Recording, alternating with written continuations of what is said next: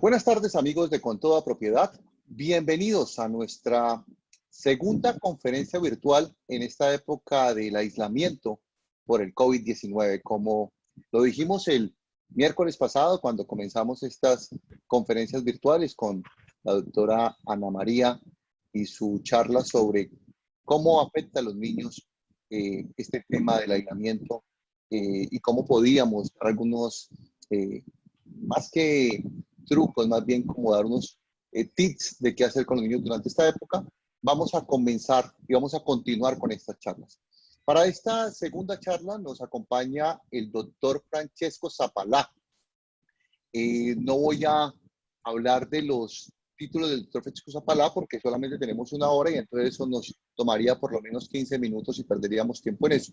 Pero solamente puedo decirles que el doctor Zapalá tiene un doctorado y que para el tema que lo hemos citado y que él amablemente ha decidido contribuir, es árbitro de la Cámara de Comercio de Cali y árbitro del Centro de Conciliación y Arbitraje de la Cámara de Comercio de Bogotá.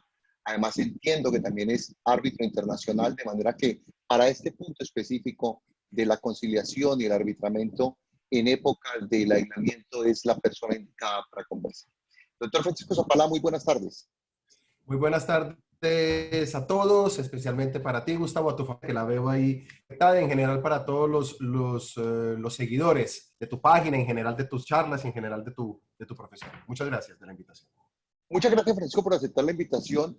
Yo debo comenzar por admitir algo que el doctor Zapalá conoce, y es que no soy justamente la persona que se acerque más al arbitramiento en la propiedad horizontal.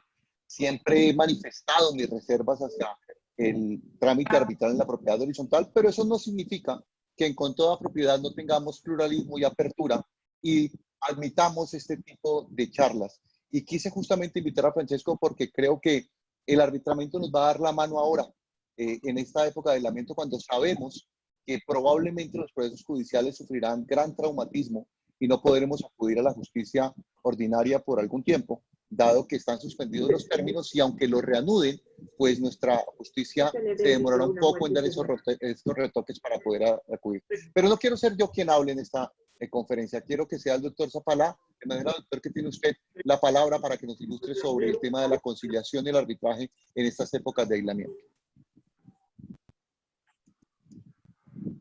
Perfecto, muchas gracias, Gustavo. Las diapositivas se van a poner, ¿cierto? Mientras que yo hablo. Primero que todo, Gustavo, a mí me gusta y a mí me emociona muchísimo y me da muchísimo entusiasmo conversar sobre temas académicos con personas que no tienen la misma línea de pensamiento mío. Así que, pues, obviamente, no solamente tú y en general cualquier persona que quiera abrir la discusión, estoy perfectamente disponible. De hecho, voy a hablar lo menos posible para más bien dialogar y tener respuesta a preguntas. Ante todo, les digo que por mi vinculación como árbitro en la Cámara de Comercio de Cali, en Cámara de Comercio de Bogotá, es muy probable que algunos temas no los trate porque existen algunos procesos que puedan estar pendientes con las personas, digamos, con las cuales estoy interactuando en este momento o no. Entonces, algunos temas probablemente no los voy a tratar y mis expresiones que voy a hacer durante esta charla son meramente académicas y no profesionales y obviamente no me obligan para cualquier decisión como árbitro. Dicho esto, la primera cosa que es importante decir es que el arbitraje es un método alternativo de solución de conflictos. Bueno, antes, yo sé que los usuarios que nos están escuchando en este momento son abogados y no abogados. Entonces, yo voy a intentar tratar temas jurídicos, pero también tratarlos con sencillez y a lo mejor con profundidad, para que unos no se aburran y los otros tampoco a lo mejor no se pierdan o pueda ser algo pesado. El arbitraje es un método alternativo. Entonces, cuando se habla de esta palabra alternativo, primero que todo tenemos que identificar qué significa alternativo. Alternativo es cuando es alternativo a algo y este algo es la jurisdicción. Bien, la jurisdicción es esa rama del poder, como todos lo sabemos, del poder público, que está llamada a dirimir los conflictos entre personas. Bien.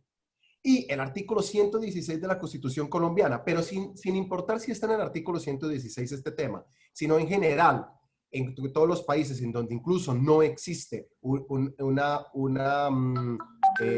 parte en la Constitución en donde hable del arbitraje, se establece que los particulares transitoriamente, no constantemente, sino transitoriamente, tienen la posibilidad de administrar justicia.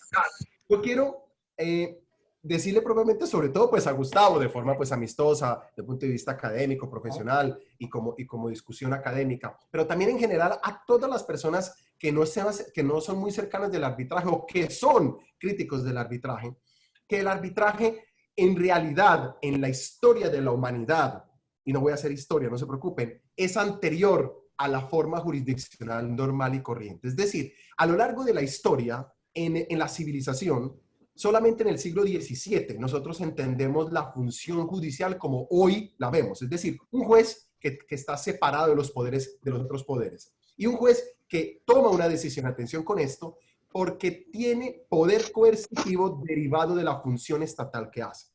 Pero esta forma de dirimir un conflicto de los jueces es una cosa que existe solamente en nuestra civilización desde el siglo XVII, con los escritos de Montesquieu, de Rousseau. Bueno, no los voy a aburrir con este tema. Pero entonces la pregunta es, ¿qué ha pasado durante 17 siglos antes de nuestra civilización, después del nacimiento de Cristo, incluso muchos siglos antes del nacimiento de Cristo? ¿Cómo era la administración de justicia? La administración de justicia no era como la consideramos hoy. Era más parecida al arbitraje que a lo que es hoy. Y yo sobre eso quisiera, por favor, Gustavo, si puedes poner la diapositiva número 2, donde hay dos dos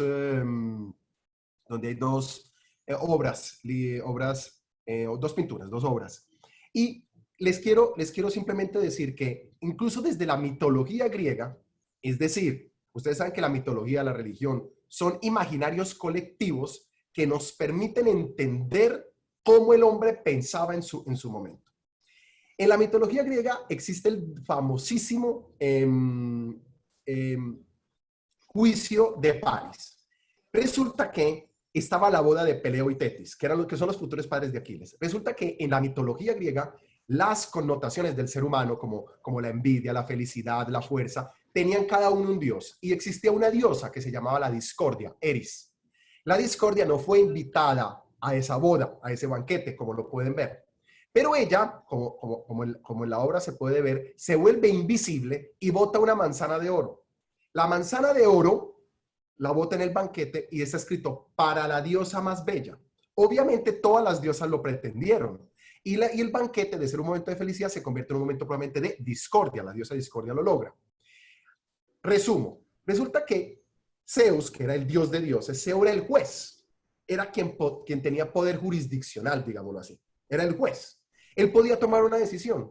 Pero él no toma la decisión, probablemente porque él se ve en una dificultad. Primero, porque una de las pretendientes era la hija, la otra era la mamá, la esposa, la otra era la amante. Entonces, ¿qué dice? Le dice, mire, hagamos que este juicio lo decida Paris. Ahí está la segunda obra. Y van donde Paris. Paris era el segundogénito hijo del rey de Troya, es decir, era un mortal, era un ser humano. Las tres diosas que más lo pretendieron, que fueron Hera, Atenea y Afrodita, acuden y como se dan cuenta, se muestran para ver quién era la más bella y Paris decide.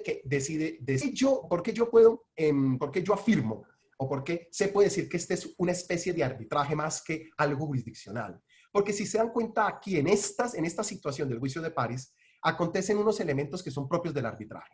El primero es que uno se tiene que apartar de la jurisdicción. Es decir, el arbitraje significa no acudir a la jurisdicción y acudir a un particular para que dirima conflictos. En este caso, las tres diosas deciden no acudir a la jurisdicción de los dioses, que se queda Zeus, sino de un particular. Otro elemento, y es que Paris supuestamente era el hombre más bello, por eso lo escogen, y supuestamente sabe en términos de belleza. ¿Qué significa esto? Que tiene especialidad. El árbitro, esa es una de las características especiales, tiene especialidad en el tema. Las partes escogen el árbitro, escogen quién va a dirimir el conflicto. Y es mucho mejor esto que no un juez del circuito que conoce de centenares de casos. En cambio, si por ejemplo nosotros tenemos un conflicto, ejemplo de propiedad horizontal, las partes pueden escoger una persona que tenga un conocimiento más profundo de propiedad horizontal que no un juez que además conoce de sucesiones, de procesos ejecutivos, de contratos de arrendamiento, en fin. Pero hay otro elemento y es el más importante. Y sobre esto quiero hacer énfasis. Y es el principio de habilitación. Si quieres, Gustavo, por favor, ponle la diapositiva anterior. Y es que las tres diosas, anticipadamente al juicio, se ponen de acuerdo entre ellas y aceptan a priori que el conflicto va a ser dirimido por este personaje y además aceptan de antemano el juicio y se vuelve coercitivo por eso. Aquí es el paralelo con el juez. El juez, cuando dicta una sentencia, esa sentencia es coercitiva porque el juez administra justicia porque tiene poder público. El árbitro también. Pero ¿qué es lo que alimenta eso? ¿Y de dónde deriva la fuente de su coerción? De la voluntad de las partes de acudir al arbitraje. Esto es supremamente importante porque si no hay voluntad bilateral de todas las partes que están involucradas en el conflicto de acudir al arbitraje, no puede ser unilateral. Eso es lo que se denomina principio de habilitación arbitral. En pocas palabras, ese principio de habilitación arbitral está plasmado generalmente en un pacto arbitral que puede tener varias formas o categorías. La más común es la cláusula compromisoria. Y la cláusula compromisoria es una cláusula que tiene que estar en todo contrato o en el caso de la propiedad horizontal, en el reglamento de propiedad horizontal, en donde claramente, porque muchas veces está esta cláusula, pero está mal redactada o digamos tiene sus problemas de posibles eventualmente nulidad, invalidez, etc. Y tiene que estar clara la voluntad de las partes de acudir al arbitraje para que diriman su conflicto. Si esto no acontece, no pueden ir al arbitraje, no puede ser de una sola de las partes en el conflicto. Generalmente esto se hace a priori del conflicto, por eso se llama cláusula compromisor, porque está en una cláusula y esa cláusula fue redactada antes generalmente del conflicto. O si no, la otra modalidad es lo que se denomina compromiso. Y es decir, surge un conflicto. En la propiedad horizontal eso puede verse muy poco, pero es posible. Pero les hago un ejemplo no de propiedad horizontal. Yo tengo un accidente de tránsito preciso, lo tengo con Gustavo. Casualmente, sin saber, nos accidentamos. Y nosotros acordamos que ese conflicto, para saber quién tiene que pagar los daños, etcétera, no lo dirima un juez, sino que como surge el conflicto, después de surgir el conflicto, nosotros pactamos que se vaya a arbitraje. Eso es importantísimo porque no es posible que una parte pueda hablar de un administrador, de un copropietario, no puede acudir donde un abogado y digo, iniciemos el arbitraje. No, porque si la otra parte en conflicto no está de acuerdo, no se puede acudir. Y hay otro elemento también importante, que es que ese tema tiene que ser arbitrable, es decir, tiene que ser susceptible de arbitraje. No todos los asuntos son susceptibles de arbitraje. Son los asuntos de libre disposición, generalmente reconducibles a aspectos pecuniarios. En la propiedad horizontal, la mayor parte de los asuntos pueden ser sometidos a arbitraje. Perfecto, pero algunos no, como por ejemplo, algunos asuntos sobre el régimen de convivencia. Perfecto, aunque sí últimamente vi un arbitraje, como forma de paréntesis, en donde el conflicto era si era correcto o no que un perro hubiera usado en vez del ascensor de carga, el ascensor normal y corriente. Bueno, pero estos no se fundamentan en eso, los son de orden económico-patrimonial. Por ejemplo, yo no puedo acudir a un arbitraje para una cuestión penal o criminal. Yo no puedo acudir a un arbitraje para, por ejemplo, determinar la paternidad de alguien. Entonces, siguiendo el orden, porque ahí me desordené un poquitico respecto a la diapositiva, es importante que digamos que es alternativo a. ¿Ok? Entonces, el arbitraje no se acude de forma, diciendo, surge un conflicto y vamos al arbitraje, no. Tiene que uno renunciar a la jurisdicción, ¿de acuerdo? Y como consecuencia, habilitar el árbitro. También es importante que nosotros los diferenciemos con los alternativos de solución de conflictos, y es la conciliación y la amigable composición. Soy muy breve. Sobre eso, hay alguien que tiene el micrófono abierto y y no entendíamos si está hablando conmigo, si me está interrumpiendo, quiere hacer alguna pregunta o no. Bueno, entonces la conciliación es cuando un tercero interviene. El árbitro es un tercero que interviene, pero el árbitro toma una decisión. De hecho, por eso se asemeja muchísimo al juez, porque el árbitro toma una decisión.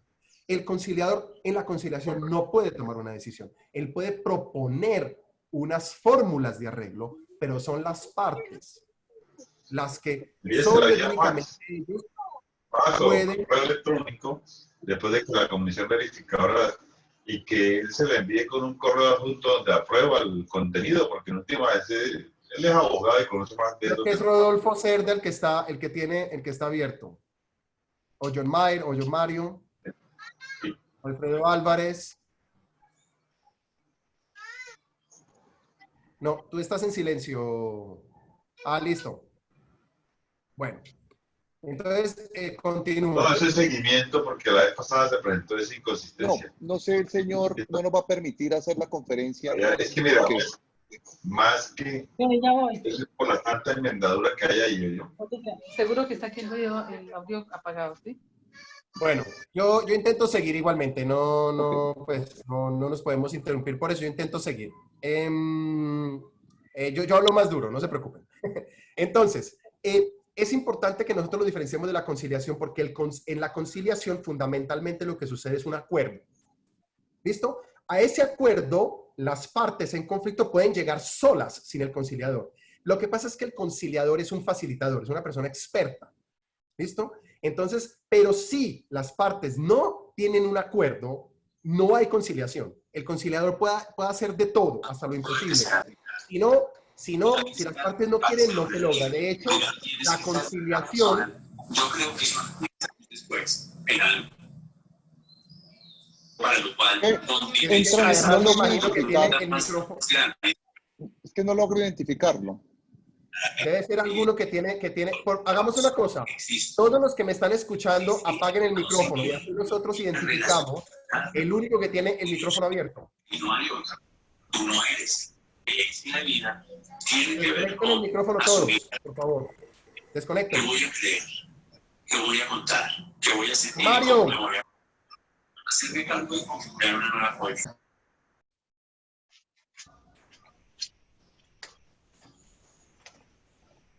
Bueno, intento continuar. Sigue, por favor. En la conciliación, fundamentalmente, la conciliación es, digamos que la conciliación es el ropaje, pero dentro del ropaje, la conciliación está lo que se denomina transacción, es decir, acuerdo. Sobre la conciliación se podría hablar horas y horas. La amigable composición es algo muy novedoso que existe en Colombia desde hace años, pero se ha empezado a practicar desde hace apenas menos de 5 años. Y es que las partes en conflicto otorgan un mandato, como usted se otorgaría a un abogado. Como ese amigable compositor recibe el mandato de los dos, él, en nombre de los dos, genera un acuerdo. Entonces, en ese caso, el acuerdo del amigable componedor, a diferencia del conciliador, sí se puede imponer. Lo que pasa es que la diferencia con el arbitraje es que ese resultado de la amigable composición no es una sentencia, sino es propiamente el fruto de un acuerdo. Entonces, sería un acuerdo. Las características del arbitraje, si seguimos las diapositivas, porque quiero ser rápido y me disculparán, por favor, porque quiero más bien escucharlos a ustedes. Las características del arbitraje son varias. Yo voy a hablar de algunas. Primero que todo, consensual. Si no hay acuerdo entre las partes para acudir al arbitraje, no lo hay, ya lo dije. Es adversarial. ¿Qué significa? Que en el arbitraje las partes se contienen. Es decir, las partes están en conflicto y no es una conciliación. Y las partes en conflicto lo que hacen es, los abogados generalmente, tener una actitud de confrontación jurídica, obviamente. Es adjudicativo. ¿En qué sentido? Del tercero árbitro, a través de un laudo, así se llama la sentencia del árbitro, adjudica, por eso se dice adjudicativo, adjudica el derecho al final del arbitraje, es decir, finaliza el conflicto. Voluntario porque las partes acuden a él de forma voluntaria, hay una decisión definitiva, como lo estaba diciendo. Es flexible en el sentido de que en el arbitraje, si bien cierto, es un proceso, y como proceso como categoría de proceso, en ese proceso tiene que cumplirse todo lo que se denomina debido proceso, es decir, todas las reglas y principios, y también reglas técnicas, no solamente principios, que permiten a las partes una confrontación justa, equilibrada y sobre todo lo que se denomina en el plano internacional es un fair play, es como el árbitro, es decir, que existan unas reglas claras que se hagan cumplir, pero hay una cierta flexibilidad en el sentido de que guardando la paridad, la confrontación, es decir, que haya un proceso, que haya contradicción, pero se puede ser flexibles con los tiempos, con las formas de acudir, etc. Es célere, es decir, es rápido, porque el arbitraje tiene como característica en Colombia que tiene que durar máximo 6 meses desde la primera audiencia cuando ya se ha generado lo que se llama conformación de litisconsorcio. Yo lo digo, pero yo sé que esto es muy criticable, lo admito, que es económico. Algunos dicen que es lo contrario, que no es económico, en el sentido de que es obvio que lo saben todos, y tampoco es obvio que en el arbitraje hay que pagar a los árbitros y a los centros de arbitraje si se hace en un centro. El 99% de los arbitrajes se hacen en un centro y eso tiene un costo de honorarios y de gastos, indudablemente. Pero si uno hace un análisis económico de la situación, no en el sentido eminentemente económico, financiero, sino también del retorno que uno puede tener por el beneficio. En 6 meses yo tengo resuelto el conflicto. Generalmente los empresarios, aún teniendo el conflicto, tienen que continuar siendo clientes o proveedores uno de otro. Supongamos, no logro imaginar que la industria licorera del Valle deje de ser cliente de los ingenios. Si ellos tienen un conflicto, ¿qué mejor resolverlo rápidamente? ¿Por qué? Porque ellos tienen que continuar a tener una relación jurídica. Eso también puede aplicarse en la propiedad horizontal. Qué bueno sería que nosotros podamos tener una solución de un conflicto rápido con alguien que vive en el conjunto y que no se va a ir por ese conflicto. ¿Para qué? Para que el conflicto se supere y se vuelva a tener otra vez la convivencia. Obviamente, es económico, tiene que ver no solamente con la erogación de dinero, sino en general con la situación que está alrededor. Es especial, ¿por qué? Porque las partes pueden escoger los árbitros. En las cámaras de comercio existen, en los centros de arbitraje, existe una lista de árbitros según su especialidad, ¿cierto? Por ejemplo, hay abogados especializados en cuestiones de contratos, en propiedad horizontal, pero hay unos que son especializados más bien en situaciones de conflictos con el Estado, construcción de obras. Entonces, eso de la especialidad es una cosa que cuando se acude al arbitraje, para mí debería de ser una de las cosas más importantes que las partes deben de tener. Y por eso es que los abogados y en general las partes que acuden al arbitraje deberían de escoger muy bien su árbitro, ¿cierto? ¿Por qué? Porque la especialidad es lo que le brinda seguridad a las partes y obviamente también existe también ahí el asunto de la imparcialidad, obviamente que el árbitro, además de probo, pues obviamente tenga unas ciertas características, pero eso se logra con un filtro previo que hacen los centros de arbitraje. Bueno, yo diría que esto tiene mucho, yo podría hablar de arbitraje durante horas y horas, pero yo quiero, es más bien dirigirme, y Gustavo, te pido que vayamos a la diapositiva número 3, es decir, vamos a hablar ahora del tema que nos ocupa, porque hasta aquí, durante estos 20 minutos, lo que hice fue hacer una introducción de qué es el arbitraje, de forma, pues, rápida. A lo mejor en otra ocasión hablamos con más profundidad del arbitraje en sí. Pero entonces yo quiero que tratemos el tema del arbitraje en los tiempos de crisis, que es el tema por el cual fui invitado. Realmente, con esta situación del COVID-19 denominado coronavirus, el gobierno expidió el decreto 491 del 2020. Es un decreto que finalmente, como está en la diapositiva, yo me permití resaltar algunas partes. Lo que busca es, bueno, este decreto tiene muchas finalidades, pero respecto al arbitraje, quiero señalar lo siguiente. Este decreto fue expedido con el fin de adoptar medidas de urgencia para lograr dos cosas que parecen incompatibles. Primero, la protección de las personas. Es decir, las personas tenemos y el gobierno tiene que proteger a las personas del contagio. ¿Bien? Y a la vez, esto es importante, lo que se busca es que haya continuidad, es decir, que se garantice el servicio público. Estas dos situaciones, si ustedes pueden perfectamente ver la situación actual, pueden estar en conflicto. Es decir, por proteger, entonces no se presta el servicio, o por prestar el servicio, entonces no se protege. Lo que busca este decreto es lograr un equilibrio entre estas dos situaciones. Y yo ahí en la diapositiva me permití hacer un copy-paste directamente del original del decreto de algunos apartes que quiero tratar. Estos, cuando empieza con que es lo que en técnica legislativa se denominan consideraciones o antecedentes, es decir, las consideraciones, los motivos por los cuales se expide el decreto. La primera cosa es que el decreto dice, la forma para solucionar ese conflicto entre proteger y prestar el servicio es a través de las tecnologías de información. Entonces, se convierten en una herramienta esencial. Y lo que busca este decreto es la continuidad efectiva del servicio. Por eso es que incluso en una de las consideraciones dice que en materia contenciosa administrativa tiene que continuarse con el trámite de las conciliaciones extrajudiciales, el arbitraje y en general, por favor Gustavo, sigue con la siguiente diapositiva, y en general todas aquellas formas de servicio que presta el Estado a través de los servidores públicos, pero también de los particulares. Es por eso que entra el arbitraje. Miren que una de las cosas importantes que espero, no sé si los no abogados lo saben, los juzgados están cerrados. Es decir, el mismo decreto considera el hecho de que el Consejo Superior de la Judicatura no solamente suspende los términos, obviamente los suspende es porque en este momento no hay prestación. Y esto a nosotros en Colombia y en Cali, sobre todo con lo que pasó con el ascensor, después la bomba en el Palacio de Justicia, etc., a nosotros nos parece normal que en una ciudad o en un país no se preste el servicio de administración de justicia.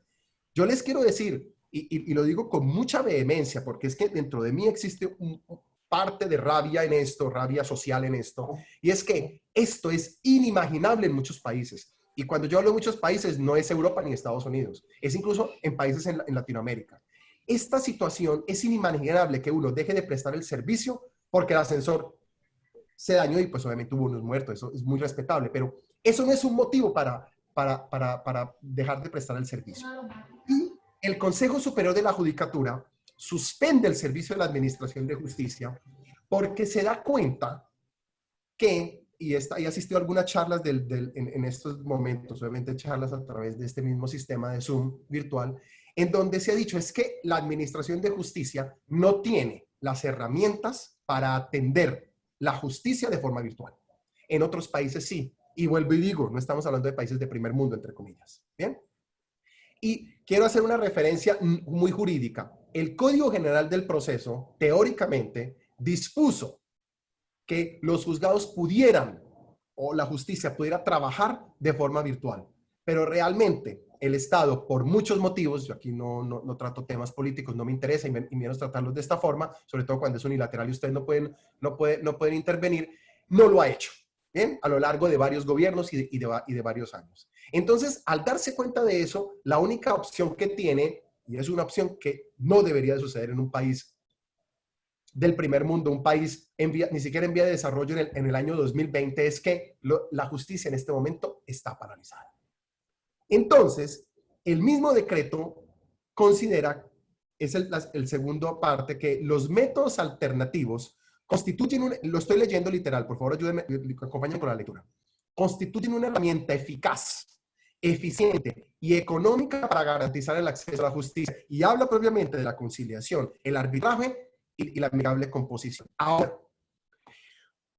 surge de aquí una observación, una consideración. Alguien puede levantar la mano y decir, pues un momentico, es obvio. ¿Por qué? Porque el arbitraje, la conciliación, la composición, se hacen en centros de arbitraje, conciliación, etc. Estamos hablando generalmente de las cámaras de comercio, que tienen los recursos para hacerlo. Sí, de acuerdo, pero también la administración de justicia debe tener esos recursos. Es más, los tiene, pero no los ha implementado. Y además de eso, yo soy muy crítico de la administración de justicia, así como Gustavo y muchos colegas que yo conozco son críticos del arbitraje. Yo soy la persona más crítica de la Administración de Justicia. De hecho, yo creo que si entro a un palacio de justicia, cuando entro, las alarmas empiezan a sonar. ¿Por qué? Porque no solamente se ha dispuesto el aspecto procedimental, sino que también han existido recursos para eso. Pero es que además hay otro problema. No es una cuestión del código, porque el Código General del Proceso lo permite. No es una cuestión del dinero. Los dineros están, pero se han despilfarrado. Sino también, y esto es una crítica directa, que esta crítica me puede también generar algún conflicto con alguien que sea cercano a los funcionarios judiciales, es que los funcionarios judiciales no están listos para eso. Un funcionario judicial no está listo para hacer esto que estamos haciendo. Porque si ustedes se dan cuenta, esto que estamos haciendo podría perfectamente acomodarse a lo que sucede en una audiencia judicial. Y si necesito presentar un documento, lo pueden enviar por mail en vez de ir directamente a los juzgados con un papel escrito y que pongan un sello. Esto, a todos los que me están escuchando, esto en el 2020 es una realidad. Pero la realidad de la Administración de Justicia se quedó hace años. Alguien me dice que no se está escuchando bien. ¿Cómo me escuchan en este momento? Dígame, Gustavo, dime tú cómo me están escuchando. Alguien que me escriba si me está escuchando bien, por favor, dígame sí. Bueno, listo. No se está escuchando bien. Hace un momento estaba presentando una falla, era intermitente, pero se lograba entender. Es que bueno, son listo. Cosas normales de la sí. señal. Exacto. Deben entender que y esto... además, no. Listo, entonces, como estaba diciendo, dime. No, que pues nuestros usuarios deben entender que muchas personas están utilizando el Internet y que es apenas normal que este tipo de cosas sucedan. La señal sí se interrumpió, pero se está entendiendo, pero continúa, por favor. Bien, entonces también el decreto 491 dice que se tiene que garantizar la atención a los administrados. Bien, Gustavo, por favor, sigue con la siguiente diapositiva. Gracias. Discúlpame. Ok.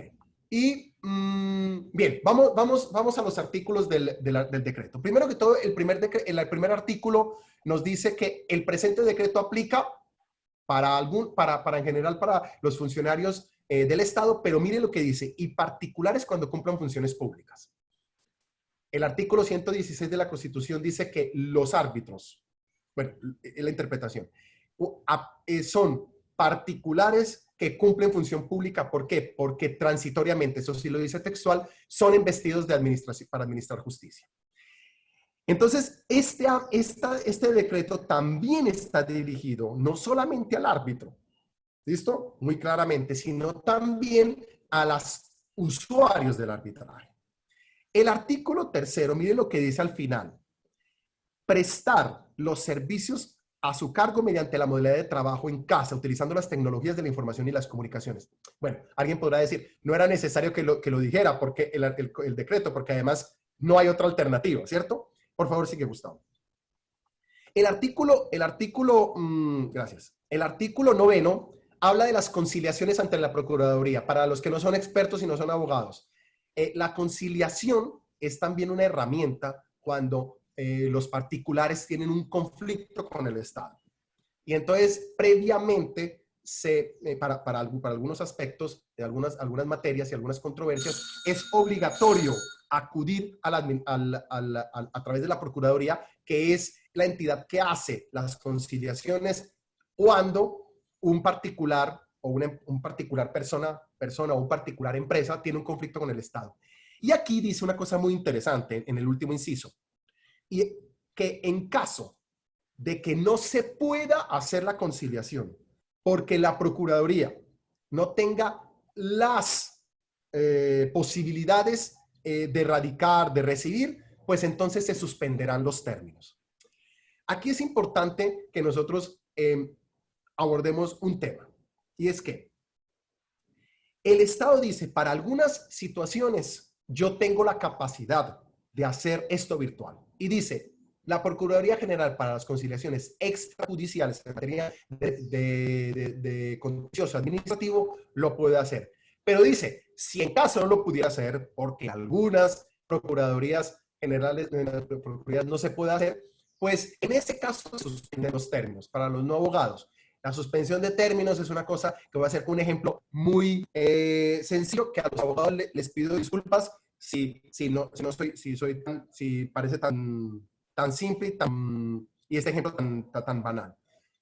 Todos recordarán, yo últimamente no he visto tantos, que existían los cheques. Los cheques tenían un término de prescripción de 6 meses. Supongamos que usted iban 4 meses y todavía le faltaba 2 meses para acudir a la Administración de Justicia para cobrar. Desde el momento que entra este decreto en vigencia, se suspende, es decir, el tiempo se para.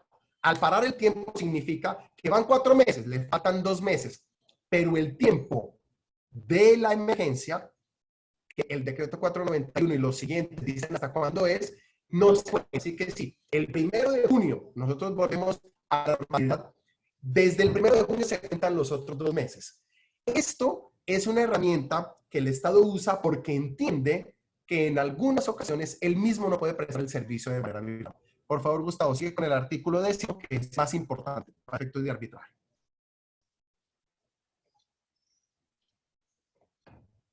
Bien. Resulta que este artículo debería subrayarse todo. Bien. Miren cómo se denomina el artículo. El artículo empieza con la palabra continuidad. El decreto en los servicios de arbitraje, conciliación y resolución de conflictos y amigable composición, servicio, no haya una pérdida de continuidad. ¿Por qué? No está escrito en el decreto, pero porque se entiende que las entidades públicas pero sobre todo los centros de conciliación, de arbitraje, etcétera, tienen la posibilidad, tienen las herramientas. Por ejemplo, esto del Zoom, donde estamos nosotros, yo la primera vez que lo vi fue hace más o menos 11 años en un arbitraje que tuve con una persona que estaba en el exterior. Y a mí me pareció sorprendente. Y esto en su momento era costosísimo. Esto ahora es gratuito. Antes era gratuito 40 minutos, ahora saben que es gratuito más de 40 minutos.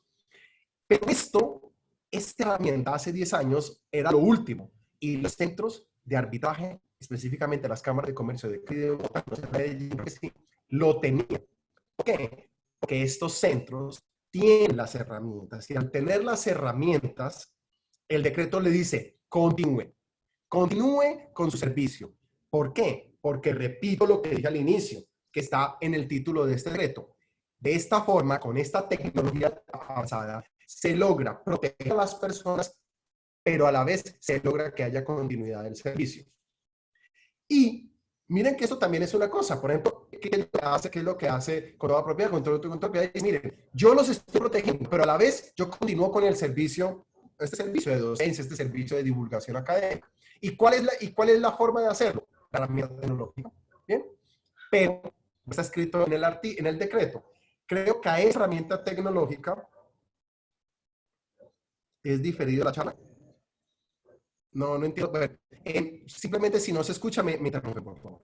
O me mandan un mensaje.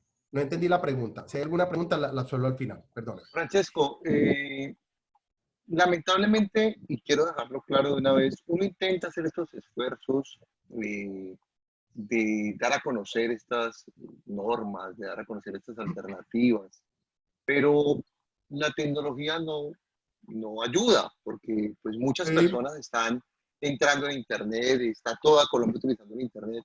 Entonces, a doña Nori, no es que la charla sea en diferido, es que lamentablemente pues el sonido falla, porque la señal falla, pero creo que los demás han tenido suficiente paciencia, han escuchado a Francesco y lo seguiremos escuchando. De manera, Francesco, que muchas gracias y a doña Nori, pues un poquito gracias. Miren, de paciencia. Lo estaba diciendo, Gustavo, sobre todo, en general todo, lo está diciendo. El decreto no lo dice, pero aquí hay un eslabón que tenemos que nosotros que mejorar mucho. Yo creo que la tecnología está claro. No estábamos nosotros listos para esto. Yo les voy a decir la verdad. Yo le dije a mi esposa y a la hija de mi esposa, tengo una charla importante de 5 a 7, por favor se desconectan todos los celulares. Y así lo estamos haciendo. Es decir, en este momento ellas no están conectadas. ¿Por qué? Porque se entiende que en las casas el flujo de internet, el Wi-Fi, no estaba, digamos, pensado para esta situación. Pero creo que el eslabón para mí, y esto es algo muy personal, y yo sé que esto puede generar conflicto o al menos un punto de vista distinto, el eslabón en donde hay que mejorar esto muchas veces es el humano, y es la disponibilidad para esto. Y es ahí donde yo hago la crítica a la función jurisdiccional. Yo sé que los juzgados, hay muchos juzgados que están trabajando, muchos jueces, magistrados están trabajando desde la casa. ¿Listo? Y adelantan procesos, van adelante con el, aunque si no tienen la prestación, no tienen la prestación del servicio personal, pero sé que lo están haciendo. Creo que también existe un desconocimiento. Por ejemplo, yo hago el ejemplo de la señora con tanto cariño. Por ejemplo, saber si una charla es sincrónica o asincrónica. Es decir, si es en vivo o no en vivo, si hay posibilidad de interactuar, si es unilateral y no hay posibilidad de interactuar. Esto también nos implica un cambio en nuestra forma de ver el mundo. ¿Listo? Le decía Einstein, sí que lo podemos poner al final. Los momentos de crisis son los momentos en donde surge verdaderamente el espíritu del ser humano para adaptarse, pero no mantenerse en la misma posición. Vuelvo al decreto.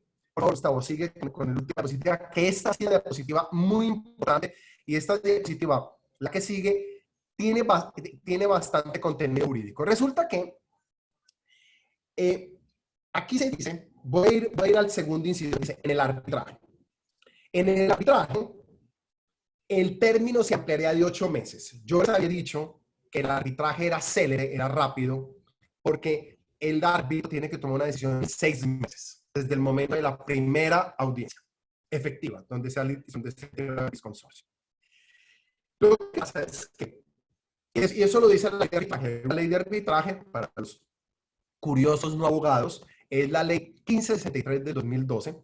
Esa ley es una ley de arbitraje, es una ley de procedimiento arbitral, ¿bien? Porque el arbitraje es un procedimiento fundamentalmente. En esa ley se determina que el árbitro tiene que tomar una decisión en 6 meses.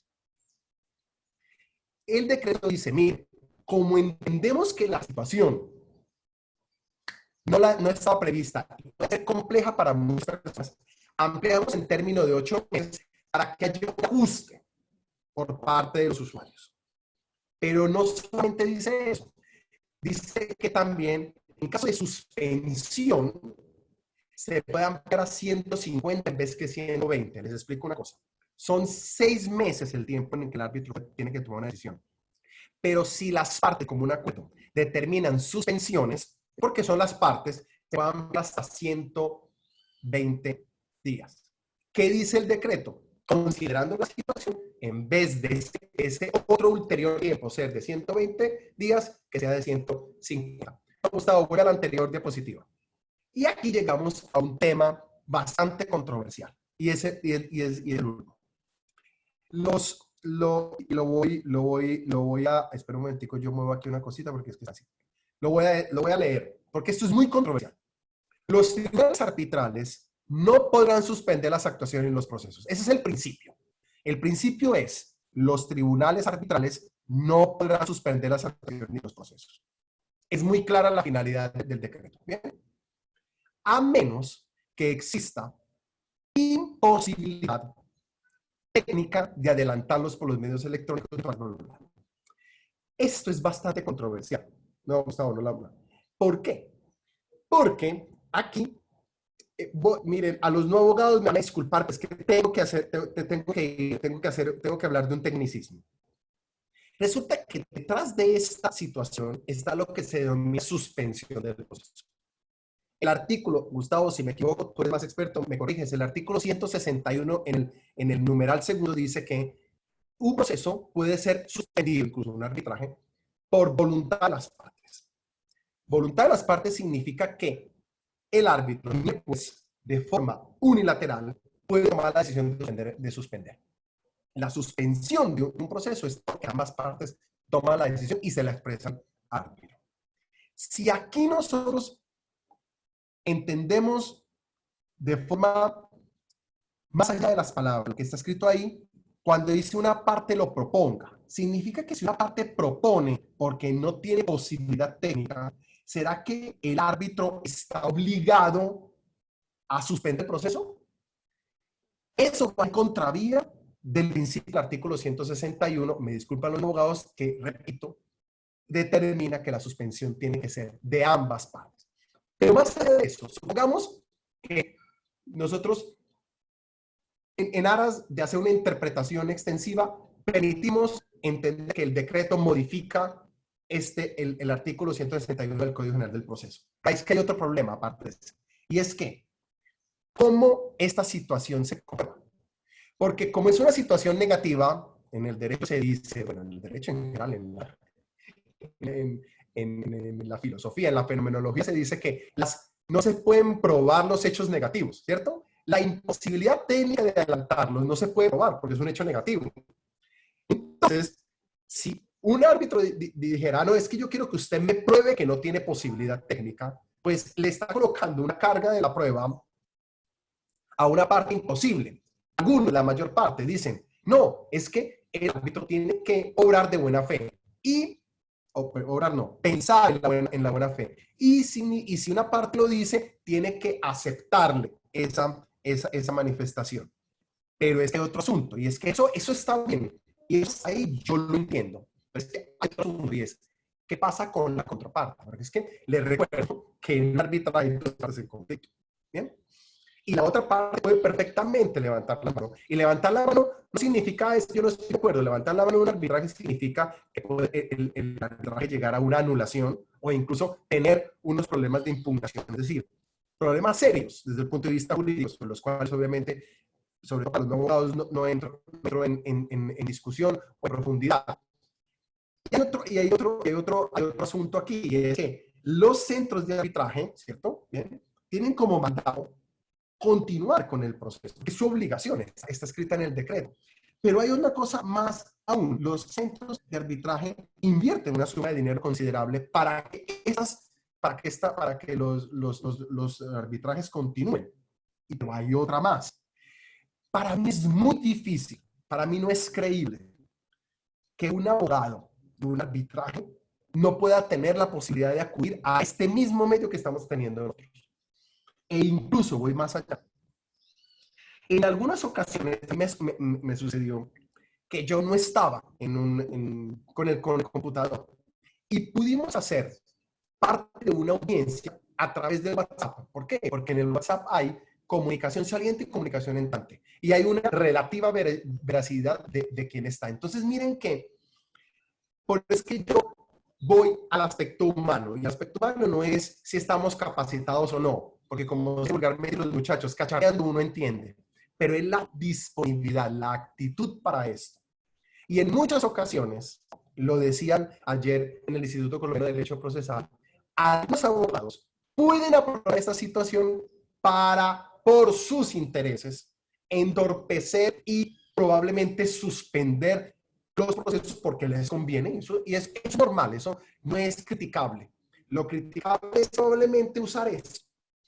Igual, a mi forma de ver, el decreto 491, sobre todo en esta parte, no es claro, sobre todo en relación con el principio del artículo 161, con cómo comprobarlo, ¿de acuerdo? Y sobre todo porque está la contraparte que sí quiere continuar con el proceso. Es un problema que, pues, obviamente, los árbitros, en general, los operadores de en este momento, pues tenemos que solucionar. Hasta ahora, en las charlas que yo he asistido, gracias a esto, en estas semanas, he asistido a más conferencias que no en un entero presencialmente. Esto también es algo que ha tenido esta situación, en el sentido de que ahora se hacen charlas de forma muy, muy fácil, están en la casa sin necesidad ni siquiera de pagar parqueadero ni transporte. Yo le había prometido a Gustavo ser breve. Perdónenme la rapidez en que yo hablo, pero es que hay muchísima información. Yo quería ser superficial en algunas cosas, profundo en otras, pero sí tratarlo todo. Gustavo, si quieres puedes quitar por favor te pido, para yo verlos, porque es que no veo nada. Estoy hablando con el computador solo. No sé si todavía están.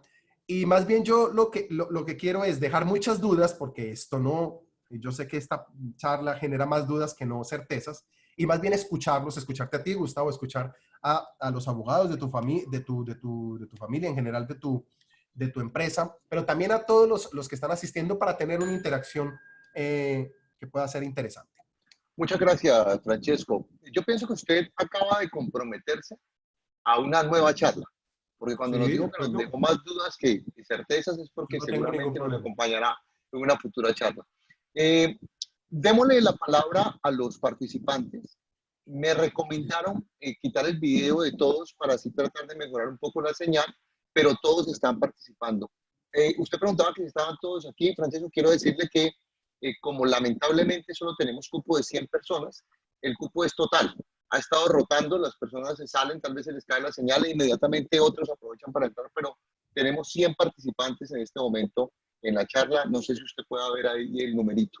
Voy entonces a pedirles a los que quieran participar que levanten la mano mientras yo leo una pregunta que ya hay aquí. Dice, la conferencia está en el tema del arbitramiento, el proceso arbitral, su acceso, trámite, etc.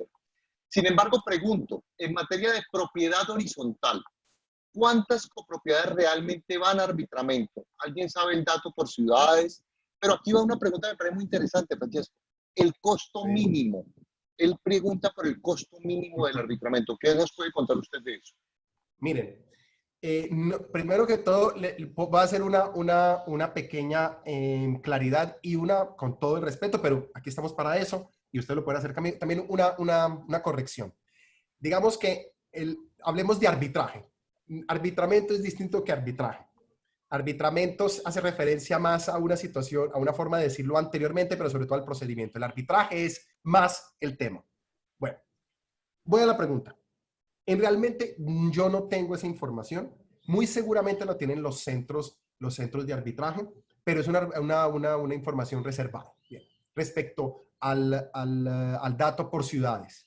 Sí conozco, pero además ustedes pueden ingresar por internet. Hagan esta prueba en Google. Propiedad horizontal, arbitraje. Lo hice ayer en la tarde mientras que estaba haciendo un poco de refresh sobre esto. Y sí, Gustavo, creo que una charla interesante podría ser el arbitraje respecto a la propiedad horizontal. Es decir, porque por ahora hablé del arbitraje de forma general, pero también hay un tema importante, el arbitraje y la propiedad horizontal. Bien, el costo mínimo. Realmente el costo del arbitraje está compuesto de dos elementos principales. Uno son los costos, y esos sí son costos efectivos, que los centros de arbitraje cobran. Y el otro son los honorarios.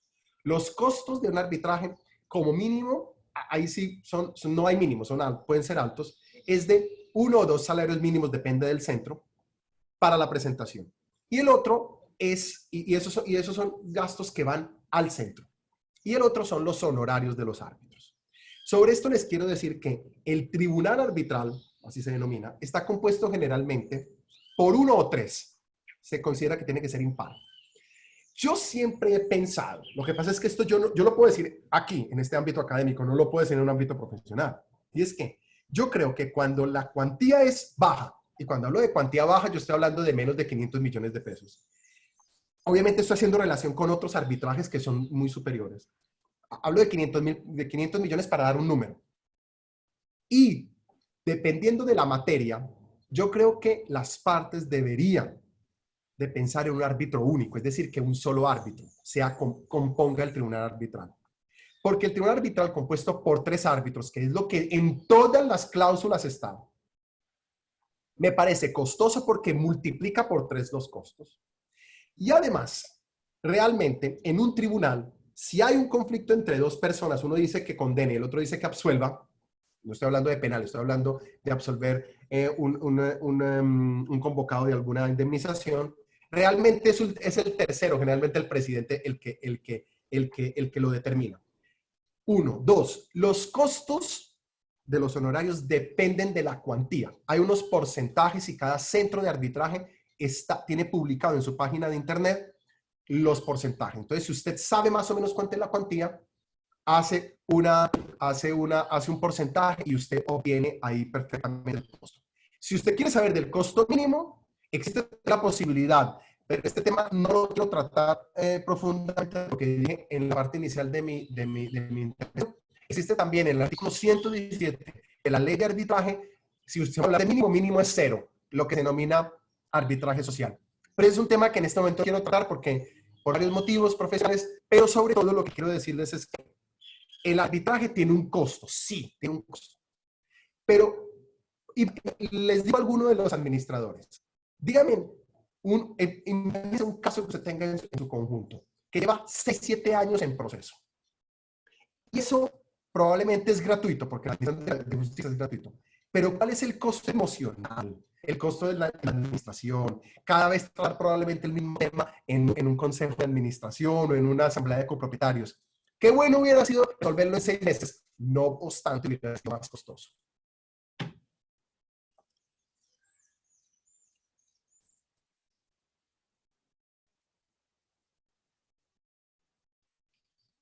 Hay otra pregunta, Francesco, aquí.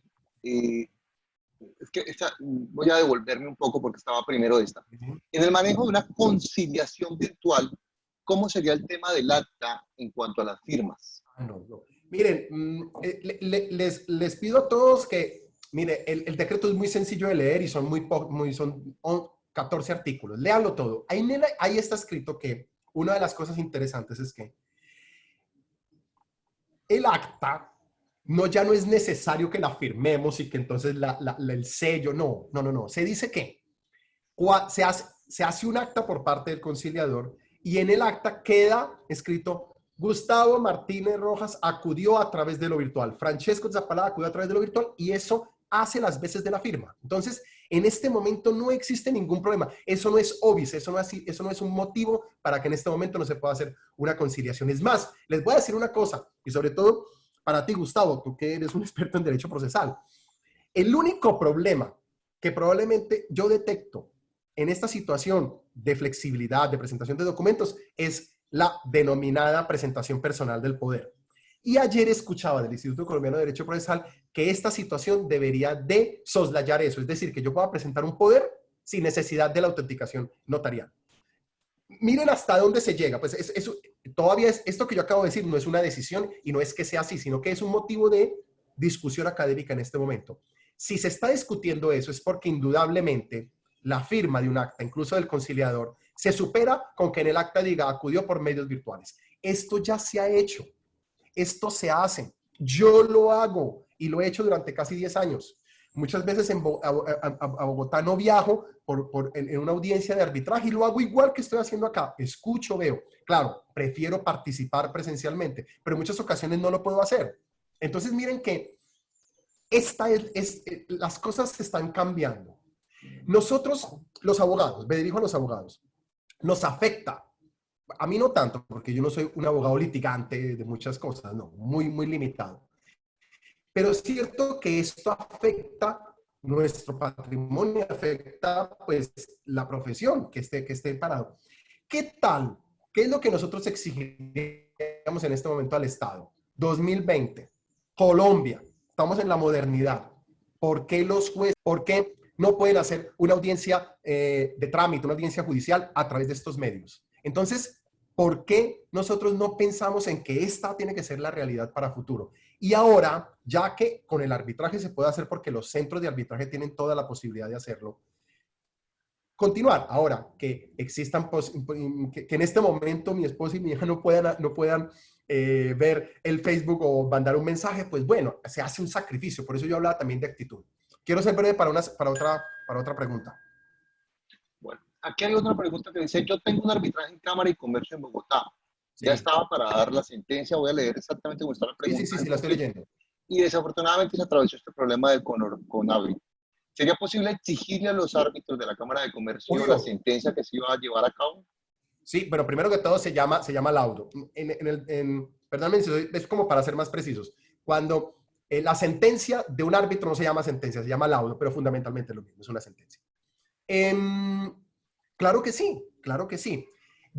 El motivo no sé por el cual el tribunal además no entiendo si suspendió, aplazó, no sé qué haya pasado, pero las partes pueden, yo por la flexibilidad del arbitraje, yo acudiría a ellos a través de un email, a través de una comunicación tampoco informal, para solicitar qué fue lo que sucedió y eventualmente pedirles, con la aplicación del decreto 491, que ustedes lo mismo lo han leído, probablemente que se pueda, digamos, continuar adelante.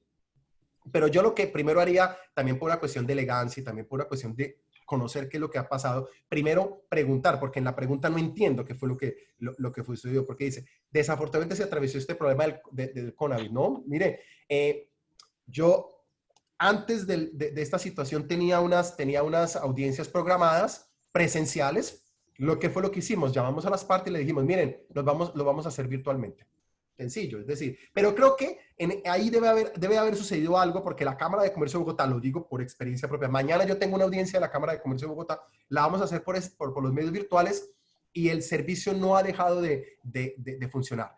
Debe haber sucedido algo específicamente que perfectamente también puede suceder si no estuviera el asunto del Conavi, del COVID-19. Y es que probablemente hubo un aplazamiento o algo sucedió. No, yo en el caso de Luz Victoria, primero averiguaría qué fue lo que sucedió, porque los árbitros en este caso están actuando común y corriente, normalmente. Hay otra pregunta de Diana Gaviria que dice, buenas tardes, doctor Gustavo y doctor Fernando. Le aclaramos a Diana que el doctor es un doctor Francesco. Y es de verdad, no es que lo queramos llamar así, es Francesco Zapala. Un tema de alteración a fachada o infracción urbanística tiene una sanción económica para el infractor. Es decir, ¿se puede manejar en un arbitramiento? Pero la sanción económica para el infractor es la que impone la propiedad horizontal. Sí, muy seguramente no es la que impone... se refiere a eso. Sí, perfectamente, porque sí, claro, es un conflicto entre la persona jurídica de la propiedad horizontal y el infractor. Yo quiero llamarlo por ahora, porque no sabemos si verdad es infractor o no, es presunto infractor, y el copropietario presunto infractor. Y sí hay una cláusula compromisoria y del lector nosotros podemos derivar que el asunto, la materia, el problema puede ser perfectamente arbitrable. Sí se podría, claro que sí. Sí. Bueno, Francesco, yo sé que usted lo aclaró, pero me interesa que quede mucho más claro, justamente aprovechando esa pregunta, y es que no se trata de que si hay un conflicto, entonces inmediatamente podemos acudir a la justicia arbitral, sino que se requiere la cláusula. Por favor, volvámoslo a explicar para que eso quede claro. Exactamente. Miren, yo, si tengo un conflicto con Gustavo, ¿cierto? Y no nos conocemos, yo tengo que acudir al juez y el juez toma una decisión coercitiva, es decir, a las malas, perdónenme que hablo de esa forma, porque el juez tiene poder público, tiene poder de dirimir un conflicto, porque es el juez y hace parte de un organigrama del Estado. El árbitro no hace parte de ese organigrama. Entonces, las partes no pueden acudir al arbitraje si ambas partes previamente, durante o posterior al conflicto no acuerdan acudir al arbitraje. Al juez, yo frente a la jurisdicción, al juez no necesito hacer eso porque propiamente yo demando a Gustavo, Gustavo me demanda a mí sin necesidad de un acuerdo previo. ¿Por qué? Porque para eso está el juez, por eso tiene poder público. En cambio, el árbitro no tiene eso. Ese poder coercitivo deriva solo y únicamente porque las partes previamente, durante o posteriormente al conflicto han acordado. Y ese acuerdo tiene que plasmarse en lo que se denomina pacto arbitral. Y ese pacto arbitral, como lo dije inicialmente, pero es importante repetirlo, se puede configurar en dos formas. O a través de la cláusula compromisoria, que generalmente los reglamentos de copropiedad horizontal lo tienen, mírenlo en cada uno de sus reglamentos. Y si no tiene, por ejemplo, en este caso de la infracción urbanística, supongamos que pueden ser dos casos. En ese conjunto residencial, la cláusula compromisoria está pactada. La leemos y de la cláusula compromisoria podemos extraer que ese conflicto sí es arbitrable. Entonces vamos al arbitraje. Ahí sí es obligatorio. Pero supongamos que no hay cláusula. No la hay. El administrador habla con el presunto infractor y le dice, mire, esta es una infracción, yo quisiera, pues nosotros tenemos una intención de demandarlo, etc. Le propongo que hagamos esto por arbitraje. Y el infractor dice, habla con su abogado probablemente y se pone y dice, sí, me parece válido hacerlo.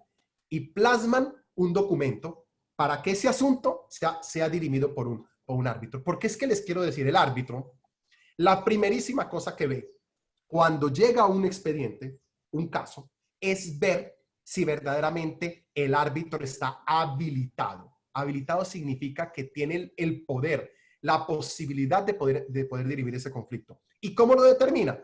porque es clara, manifiesta y bilateral de ambas partes la voluntad de arbitraje. Espero que haya sido claro. Esto es muy importante, sí, Gustavo, porque es que yo no, si yo acudo a un arbitraje, listo, y el otro no quiere, ni modo, es decir, no hay nada que hacer. No habrá arbitraje.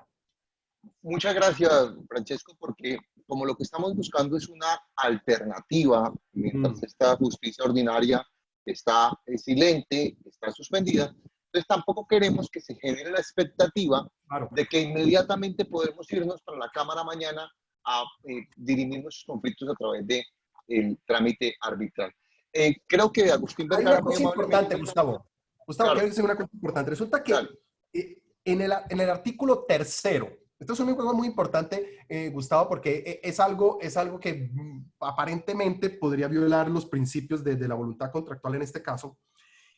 El artículo 3º de la ley de arbitraje, en su parágrafo, yo lo voy a intentar poner acá, miren a ver si se ve en el parágrafo 3º, en pocas palabras dice que, léelo por favor, Gustavo.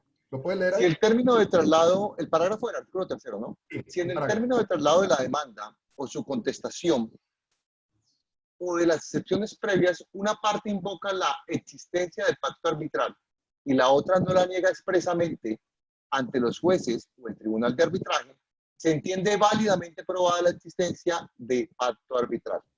Esto es una cosa interesante, es decir, es cuando es el silencio de una de las dos partes, se entiende que sí hay voluntad de acudir al arbitraje. En pocas palabras, una persona acude al arbitraje. Cuando se presenta el arbitraje, obviamente el árbitro, en función de juez, llama a la otra parte para que acuda y obviamente se defienda, ¿cierto? ¿Bien? Si la otra parte no dice nada, guarda silencio respecto a la afirmación del convocante, del demandante, se considerará que existe voluntad arbitral. Pero vuelvo y digo, esta cosa, este asunto yo lo he visto solamente una vez en la práctica, porque generalmente los abogados que tienen una parte, es decir, el demandado que no ha firmado el pacto arbitral o cláusula, compromiso, como quiera llamarse, lo primero que hacen es decir, miren, no hay, no es verdad. Y el árbitro que dice, sí, es cierto, no hay, entonces pues no habrá arbitraje.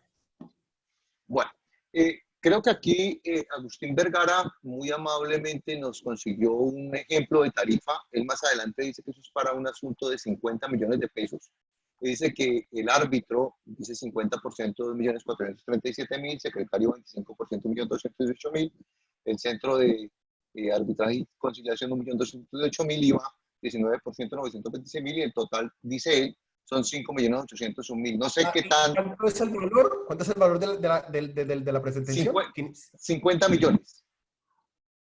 Sí, no, miren, les voy a decir la verdad, yo no sé, yo no hago cálculo, les digo la verdad. Además, por ejemplo, en el caso mío yo no cobro IVA, entonces en ese caso no cobraría IVA. Hay algunos abogados más prestigiosos que sí cobran IVA porque obviamente por su régimen tributario, pero no, les digo la verdad que es probable que sí, pero no sé. Okay. Sí, habrá que ver si está correcta el cálculo, sí, así será. Pregunta Graciela sobre la conciliación en equidad, que si se aplica de igual forma. Conciliación en equidad no puede ser, hacer arbitraje en equidad. Probablemente, no sé qué tienes que decirnos sobre eso, Francesco. No, a ver, hablamos de la equidad. La misma ley de arbitraje, que para mí es como la Biblia, ¿cierto? Aquí la tengo. La misma ley de arbitraje dice que el arbitraje, incluso en su artículo 1º, inciso 2, dice el arbitraje, 3º, perdón. El laudo puede ser en derecho, en equidad o técnico. ¿Qué significa eso? Que el árbitro puede tomar una decisión en derecho, como si fuera un juez, ¿cierto? Tiene que tener argumentos, consideraciones de orden jurídico para tomar su decisión, pero también puede ser técnico o en equidad. ¿Cuál es el técnico? El técnico es cuando las consideraciones del árbitro no son de orden jurídico, sino son técnicas. El mejor ejemplo, un conflicto sobre el mantenimiento de un avión, de una aeronave. Entonces no quiero que sea en derecho, no quiero que se hable de indemnización, sino que quiero decir, ¿es o no se hizo bien o se hizo mal el mantenimiento? Punto. ¿Bien? Hay uno que es en equidad. En equidad no se hace con fundamento en el derecho, ni en la técnica, sino que se hace es en las consideraciones internas, en las situaciones de consideraciones de equidad, de justicia, de igualdad, de principios básicos que no son jurídicas. Esta situación es muy compleja porque la señora pone el dedo en la llaga de una cuestión muy compleja en el derecho, y es que el derecho, las decisiones jurídicas, lo que buscan es que siempre haya unas consideraciones. ¿Por qué? Porque si yo, como afectado con esa decisión, quiero atacarla, yo ataco es la consideración. A ver, les hago un ejemplo con el derecho penal sobre todo para los no abogados. Un juez, cuando dice se condena a la cárcel, no lo hace porque le cae bien, le cae mal, porque es gordo, porque es flaco. No lo hace con eso. Lo hace es con fundamento en las consideraciones de derecho, las pruebas, el código penal, etc. ¿Por qué? Porque si el afectado con la decisión quiere atacar en impugnación la decisión, no ataca la decisión final, sino que ataca las consideraciones que llevan a esa decisión. En la equidad eso no es posible. ¿Por qué? Porque en la equidad no existen consideraciones jurídicas, sino que son solo y únicamente consideraciones internas, ontológicas, que hacen parte de lo que yo considero es justo o injusto, no en lo que el derecho se considera. Porque el derecho tiene unas reglas. Por ejemplo, la cláusula penal. La cláusula penal no puede ser más del doble del valor del contrato o de la obligación, ¿cierto? Pero, entonces, yo nunca, si el contrato es de 100 millones, yo nunca podré cobrar cláusula penal de 200 millones. ¿Por qué? Porque hay una regla jurídica. Pero eso no significa que en equidad yo me aparto del derecho. Entonces, ya no aplico el Código Civil, ¿cierto? En el artículo 1500 algo está esa regla. Yo ahora aplico no el Código Civil, sino que yo aplico es lo que yo creo que es justo. Y si para mí es justo, por ejemplo, de una mamá por parte de un grupo al margen de la ley, entonces yo creo que el agresor debería de pagar no solamente con el doble, sino con el triple, cuádruple. ¿Por qué? Por varias situaciones que yo pienso. Pero eso es en equidad. Yo siempre aconsejo que siempre desconsejo. Yo sé que esta palabra no existe, pero la digo así para que se recuerden mi error.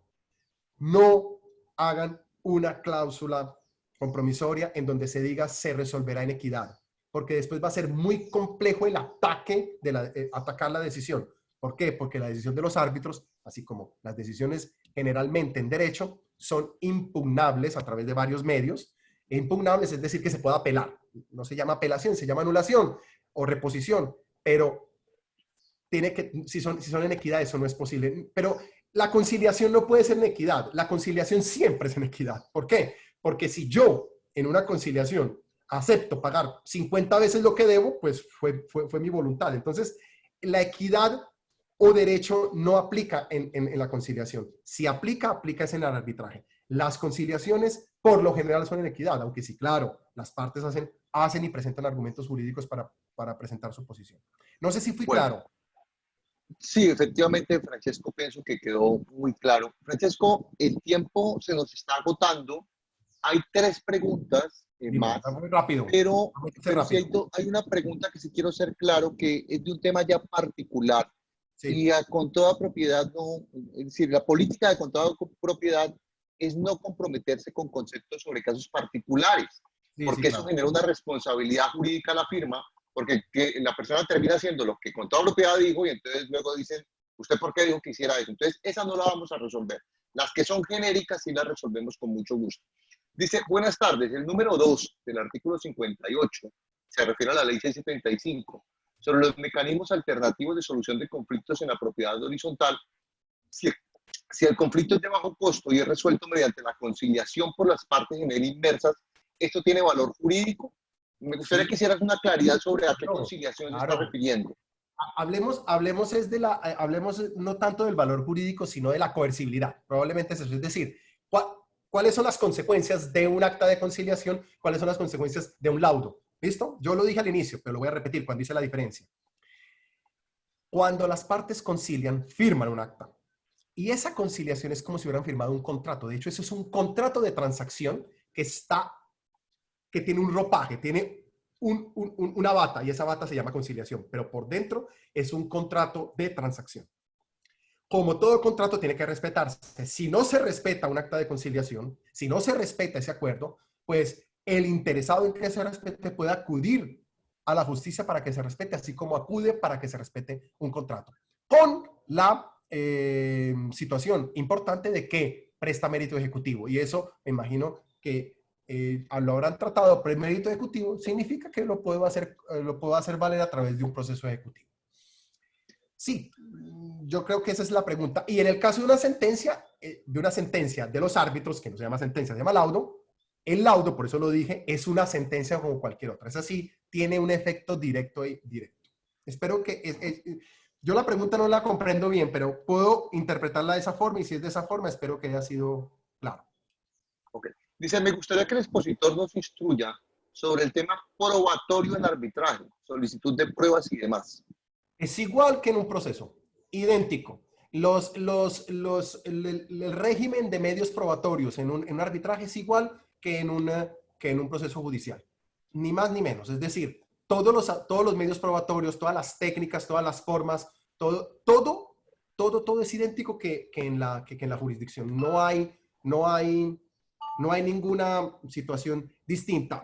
Probablemente lo único distinto, esto lo dicen los libros de teoría, es que en algunas ocasiones las partes a priori en un pacto arbitral podrían renunciar previamente a algunos medios probatorios. Por ejemplo, que se renuncie a los medios probatorios testimoniales. ¿Por qué? Porque el asunto no tiene nada que ver con los testimonios, sino que es si funciona o no el ascensor. Entonces no es necesario saber qué dicen los testimonios. Pero, digamos, esto es algo muy teórico, es literatura jurídica pura. En los casos reales no hay ninguna diferencia. Bueno, aplica el Código General del Proceso en pleno. Aquí hay una pregunta muy puntual. ¿La cláusula compromisoria en temas de propiedad horizontal se puede pactar desde el reglamento de propiedad horizontal? Sí, claro, generalmente así sucede. Así es. Es decir, es así. Es así. Generalmente está al final y usted va a ver si está la cláusula compromisoria. Muchas veces existen las denominadas cláusulas compromisorias mal hechas, ¿no? ¿Ok?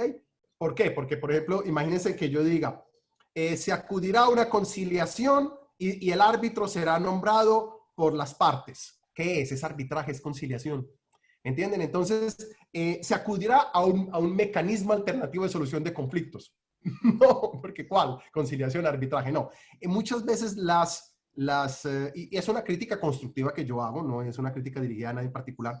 Generalmente, los reglamentos de propiedad horizontal, el originario, su origen surge generalmente en las constructoras, o posteriormente se hacen copy-paste que no son correctos de algunos otros reglamentos o específicamente de esa cláusula, y esas cláusulas muchas veces, son más veces las que tienen esos problemas que las que no tienen esos problemas. Sí, pero también puede pactarse a través de los medios que me imagino que ya con toda propiedad habrá explicado en muchas ocasiones. Se puede perfectamente establecer posteriormente a través de los mecanismos de asamblea y decisorios que tienen las propiedades horizontales en caso de que no exista. O, en caso de que exista, la decisión de eliminarla, claro. Bueno, habíamos hablado de que eran las últimas preguntas, pero hay dos más. Entonces, no, Gustavo, yo estoy disponible. Es más, yo tenía entendido que hasta las 7, pero como tú quieras. Bueno, muchas gracias. Yo tengo toda la disponibilidad. Bueno, pero antes de estas dos preguntas yo quiero anunciar dos cosas, o decir dos cosas. La primera es que quiero anunciarles que nuestra conferencia de mañana, porque toda esta semana tendremos conferencias, desde hoy y hasta el viernes, la conferencia de mañana será, ¿se podrá recaudar la cartera en lo que resta del año tras la emergencia del COVID-19? Esa conferencia estará a cargo del equipo jurídico de Rojas y Martínez Abogados, en cabeza del abogado Henry Martínez Rojas, y el equipo que lo acompaña a él en ese proceso de cobro de cartera en propiedad horizontal. Y bueno, y ahora sí, bueno, llegaron más. Dice, el resultado de la conciliación es obligación para las partes. Yo pienso que usted tiene una gran oportunidad de explicar lo que es realmente la conciliación y ese tema de si el resultado es obligación o no. Francesco. Claro que es obligación. Si yo en el procedimiento no, durante la dinámica de la conciliación, con la contraparte, ayudado por un conciliador, llegamos a una conclusión que nos satisface a ambas partes.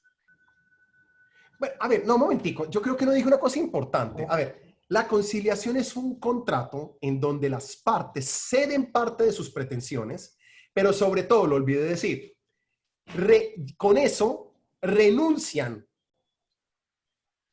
a hacerlo valer ante la justicia. ¿Por qué? Porque ya se sienten satisfechos. Y si yo finalmente firmo, estoy conforme con lo que dice el acta, estoy conforme con el contenido, estoy conforme con la dinámica de la conciliación, y ambas partes la suscriben y es suscrita por el conciliador, y bueno, si queremos hacer un poco de procedimiento, después está el sello del centro de conciliación, eso se registra en el ministerio, y ya tengo el acta, eso es obligatorio. Claro que sí, claro que es obligatorio. Yo quisiera, Francesco, intervenir ahí, porque usted y yo y los abogados lo entendemos, pero es que quisiera hacer mayor claridad, o que usted la haga, Francesco, sobre que ir a la conciliación no obliga a las partes a aceptar lo que le proponen. ¿Por qué? Porque es que lamentablemente sí existe esa confusión. Digamos que es obligatorio lo que se pacte, pero no es obligatorio pactarlo. Entonces yo sí le pido a Francesco que haga mayor claridad sobre ese tema. Bueno, entonces